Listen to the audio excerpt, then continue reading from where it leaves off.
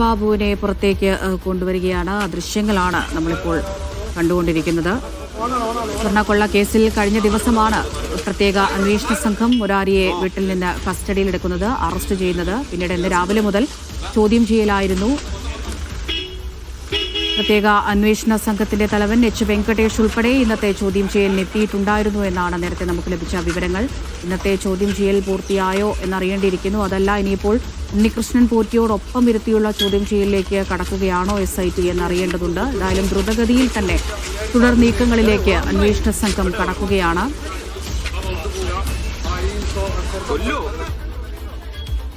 വളരെ നിർണായകമായ പല വിവരങ്ങളും ഇയാളിൽ നിന്നും ശേഖരിക്കാനുണ്ട്. സിജോ വി ജോൺ വിവരങ്ങൾ നൽകും. സിജോ, ഇന്നത്തെ ചോദ്യം ചെയ്യൽ പൂർത്തിയായോ? ഇയാളെ എങ്ങോട്ടാണ് കൊണ്ടുപോകുന്നത്?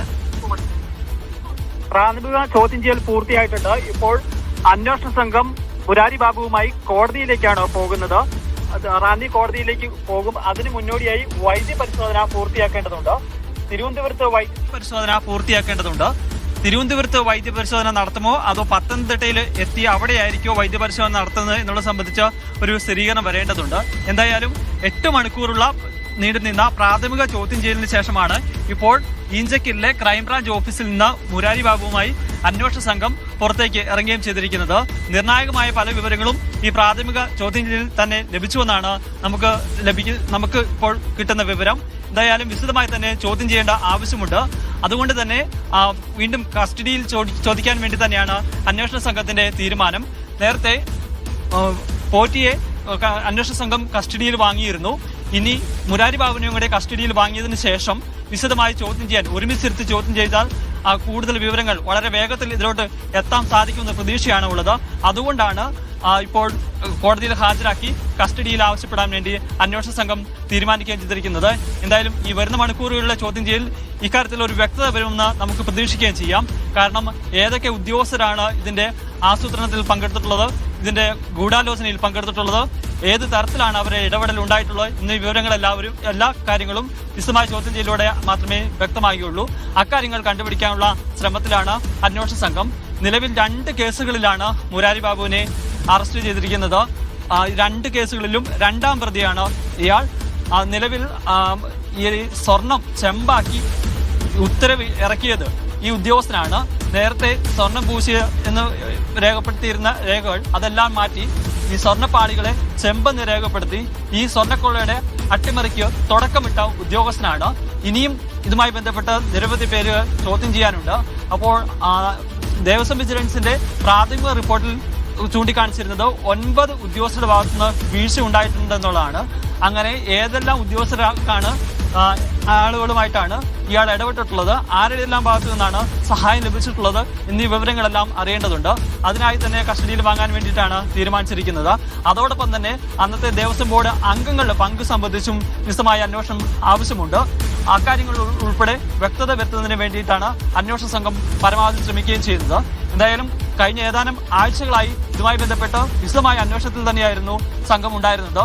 ഈ സംഘം കേരളത്തിനകത്തും കേരളത്തിന് പുറത്തുമൊക്കെ എത്തി വിവിധ സ്ഥലങ്ങളിൽ നിന്ന് തെളിവുകൾ ശേഖരിച്ചു, മൊഴികൾ ശേഖരിച്ചു. അത്തരെല്ലാം നടപടികൾ പൂർത്തിയാക്കിയതിനു ശേഷമാണ് മുരാരി ബാബുവിന്റെ അറസ്റ്റിലേക്ക് കടന്നിരിക്കുന്നത്. ഇതുമായി ബന്ധപ്പെട്ട നിർണായക രേഖകൾ അന്വേഷണ സംഘത്തിന് ലഭിക്കുകയും ചെയ്തിട്ടുണ്ട്. ഈ പ്രാഥമിക ചോദ്യം ചെയ്യലിന് മുന്നോടിയായി മാധ്യമങ്ങളെ ഉൾപ്പെടെ കണ്ടപ്പോൾ മുരാരി ബാബു പറഞ്ഞിരുന്ന ഒരു കാര്യം, താൻ തെറ്റായ രീതിയിൽ എന്തെങ്കിലും ഉദ്ദേശത്തോടുകൂടി സാമ്പത്തിക ലാഭം ഉണ്ടാക്കാൻ വേണ്ടി ഇത്തരത്തിൽ തെറ്റായ രീതിയിൽ എഴുതിയതല്ല. അടിസ്ഥാനപരമായത് അത് എന്റെ ലോഹം ചെമ്പാണ്, അതിൽ സ്വർണം പൂശുക മാത്രമാണ് ചെയ്തിട്ടുള്ളത്. അത് ചെമ്പാണ് എന്നുള്ളത് കൊണ്ടാണ് ചെമ്പ് എന്ന് രേഖപ്പെടുത്തിയെന്നാണ് അന്വേഷണ സംഘം ഇയാള് നേരത്തെ മൊഴി നൽകിയിരുന്നത്. അന്വേഷണ സംഘം പക്ഷേ അത് ആ വാദത്തെ പൂർണ്ണമായും തള്ളുകയാണ്. ഇതിൽ ഗുരുതരമായ വീഴ്ചകൾ ഉണ്ടായിട്ടുണ്ട്, അട്ടിമറി ഉണ്ടായിട്ടുണ്ട്, ഗൂഢാലോചന ഇതിൽ നടന്നിട്ടുണ്ട്. ഇയാൾക്ക് മുരാരി ബാബുവിന് ഇക്കാര്യത്തിൽ പങ്കുണ്ടെന്നുള്ള സൂചനയും വിവരവും തെളിവും ലഭിച്ചതിന്റെ അടിസ്ഥാനത്തിലാണ് അറസ്റ്റിലേക്ക് അന്വേഷണ സംഘം കടന്നിരിക്കുന്നത്. ഇപ്പോൾ ഈ പത്തനംതിട്ടയിലേക്ക് എത്തിക്കേണ്ടതുണ്ട്, റാന്നി കോടതിയിൽ ഹാജരാക്കേണ്ടതുണ്ട്. എപ്പോഴായിരിക്കും അവിടെ എത്തിക്കുക? അതിനുശേഷം തന്നെ ഈ കസ്റ്റഡിയിൽ ആവശ്യപ്പെട്ട് നേരത്തെ നമ്മൾ കണ്ടതുപോലെ ഉണ്ണികൃഷ്ണൻ പോറ്റിയെ കസ്റ്റഡിയിൽ ആവശ്യപ്പെട്ട് തുടർ നീക്കങ്ങളിലേക്ക് സംഘം കടക്കുകയുണ്ടായി. അതേ രീതിയിൽ തന്നെ സംഘം മുന്നോട്ട് പോകുമെന്നാണോ സിജോ കരുതേണ്ടത്? ഇന്ന് തന്നെ കസ്റ്റഡിയിൽ ആവശ്യപ്പെടാൻ വേണ്ടിയാണ് അന്വേഷണ സംഘത്തിന്റെ തീരുമാനം. അത് കഴിഞ്ഞ ദിവസം ഇയാളെ പോറ്റിയെ ചോദ്യം ചെയ്തതുപോലെ അല്ലെങ്കിൽ കസ്റ്റഡിയിൽ ആവശ്യപ്പെട്ടതുപോലെ 2 ആഴ്ചത്തേക്ക് തന്നെ ആവശ്യപ്പെടാനാണ് സാധ്യത. എന്തായാലും ഇക്കാര്യത്തിൽ കൂടുതൽ വ്യക്തത വരണമെങ്കിൽ മുരാരി ബാബുവിനെ വിശദമായി തന്നെ ചോദ്യം ചെയ്യേണ്ട ആവശ്യമുണ്ട്. ഞാൻ നേരത്തെ പറഞ്ഞതുപോലെ 9 പേരെയാണ് നിലവിൽ ഈ 2 കേസുകളിലായി ഉദ്യോഗസ്ഥരെ പ്രതിയേർക്കപ്പെട്ടിരിക്കുന്നത്. അവരുടെ പങ്ക് എത്രത്തോളം ഉണ്ട് എന്നുള്ളത് സംബന്ധിച്ച് കൂടുതൽ വ്യക്തത വരണമെന്നുണ്ടെങ്കിൽ അത് മുരാരി ബാബുവിനെ വ്യക്തമായി ചോദ്യം ചെയ്യണം. അതിൽ നിന്ന് കൂടുതൽ വിവരങ്ങൾ ലഭ്യമാകുകയും ചെയ്യേണ്ടതുണ്ട്. നിലവിൽ ഇനി അടുത്ത ഘട്ടത്തിലേക്ക് പോകണമെങ്കിൽ അടുത്ത ഘട്ടം ഇതുമായി ബന്ധപ്പെട്ട ദേവസ്വം ബോർഡിലെ തന്നെ മുൻ ഉദ്യോഗസ്ഥരാണ്. ആ ഉദ്യോഗസ്ഥരുടെ പങ്ക് സംബന്ധിച്ച് കൂടുതൽ വിവരങ്ങൾ ലഭ്യമാകേണ്ടതുണ്ട്.